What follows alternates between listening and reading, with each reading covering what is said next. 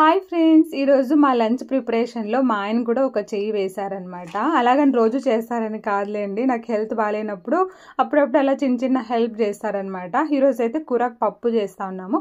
కురాక్ అయితే ఒక 5-6 రకాల మిక్స్డ్ కురాక్ తీసుకున్నానండి. 40 రూపాయలు ఇస్తే ఇట్లా మిక్స్డ్ కురాక్ ఇచ్చారు. సో ఈరోజు కురాక్ పప్పు చేస్తాను. అడుగులో కురాక్ పప్పుకు పెట్టాను. ర్యాక్ పైన అయితే వైట్ రైస్ ఒక బౌల్లో, ఇంకా మిల్లెట్ రైస్ ఒక బౌల్లో, పచ్చి అరటికాయ ఉంటుంది కదా, దాన్ని పీల్ తీసేసి రౌండ్ షేప్లో కట్ చేసి పెట్టాను. అరటికాయ అయితే త్వరగానే స్టీమ్ అయిపోతుందండి. ఎక్కువ మరి నున్నగా ఉండాల్సిన అవసరం లేదు ఫ్రైకి.